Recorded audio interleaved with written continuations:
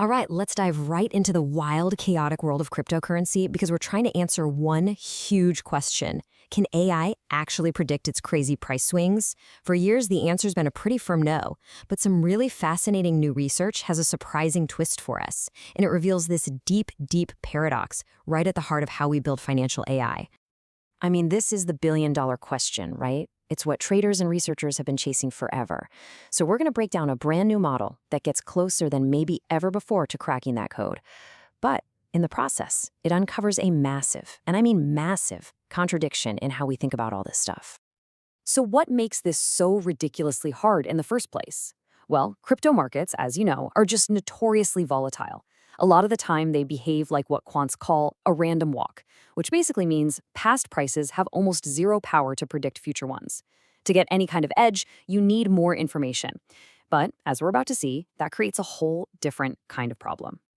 Yeah, see, on one hand, you've got these simple univariate models. All they do is look at a coin's own price history. They're clean for sure, but they're basically information starved. They miss everything else that's actually driving the market.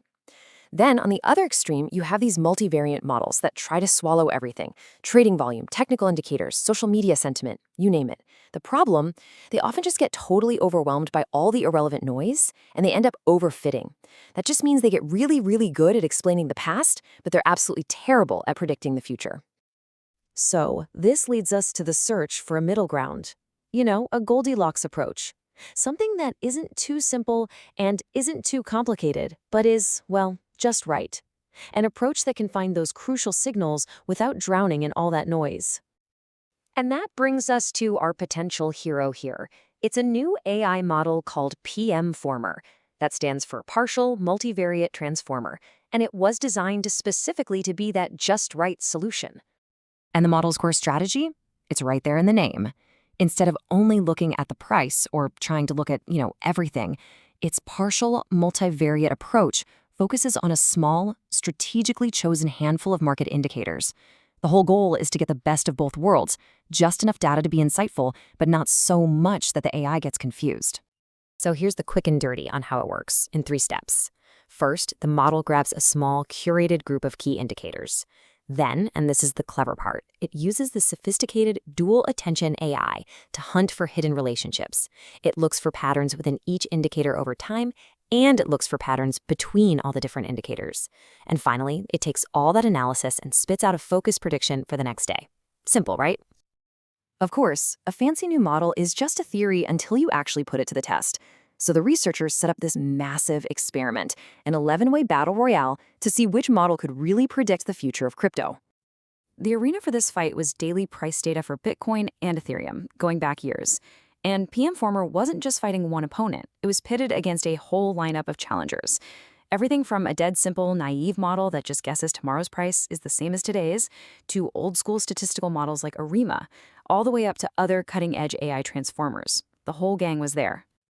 Okay, and this part is absolutely crucial. They judge the models in 2 completely different ways. First, statistical accuracy. Basically, how close to the prediction get to the actual real price. And second, trading utility.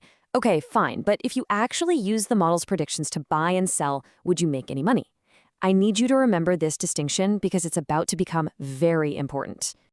So how did it all shake out? Well, the results revealed a tale of 2 very different coins, and we're going to start with the big one. Bitcoin. First up, Bitcoin. When it came to pure statistical accuracy, just getting closest to the real price, PMformer was the undisputed champion. It had the lowest error rate of all 12 models, beating out some other really powerful deep learning AIs. A huge win for that Goldilocks approach. So that means if you traded with it, you'd make the most money, right? Well, surprisingly, no. While PMformer did turn a very healthy 20% profit in the simulation, another model called FedFormer actually came out on top with a whopping 38% return. This is our first big clue. The most accurate model was not the most profitable. But here's where it gets nuanced, at least for Bitcoin. PMformer's accuracy made it the most reliable model. It had the highest directional accuracy, which just means it was the best at guessing if the price would go up or down, period. And it had the lowest risk, meaning you wouldn't have these huge, scary drawdowns. It was like the stable, steady and in a really volatile market. Okay, so for Bitcoin, Accuracy seemed to equal stability and pretty good profits. Now, what about Ethereum? Because this is where the story just takes a wild turn. The results for Ethereum were, and I'm not exaggerating, stunning. PMformer was, once again, the champion of statistical accuracy. It had the lowest prediction error, hands down. But look at its total return. It actually lost money. In fact, nearly every single one of these sophisticated models lost money, while the dumb, naive model, the least accurate by a mile, somehow eked out a tiny profit. It's just wild.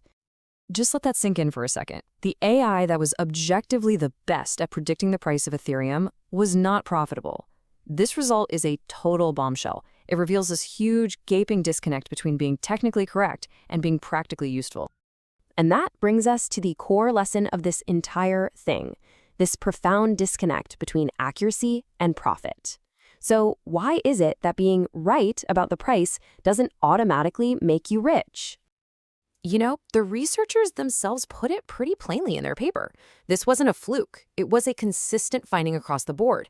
Better statistical performance just did not guarantee better trading performance. And here's the key reason why. Standard metrics like mean squared error only care about the size of your error, not its direction. But in trading, direction is literally the only thing that matters. Think about it like this. If you predict a 1% price increase and it actually goes up 5%, that's a pretty big error statistically. But hey, you still made money. Now, if you predict a 1% increase and it actually drops by just a tiny 0.1%, well, that's a tiny error, but you just lost money. So let's just recap the big takeaways here. First, that Goldilocks approach of PMformer, it really does lead to top-tier statistical accuracy. For an asset like Bitcoin, that accuracy did create a stable, profitable strategy. But for an asset like Ethereum, even the absolute best accuracy wasn't enough to make a profit. And that shows that a model's success really depends on the specific asset you're trading. And this all leads to the most important point of all.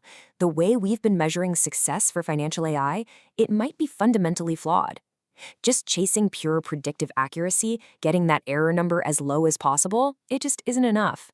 We have to start evaluating these models based on what they're actually built for, achieving real-world financial goals. Which leaves us with this final, really challenging question.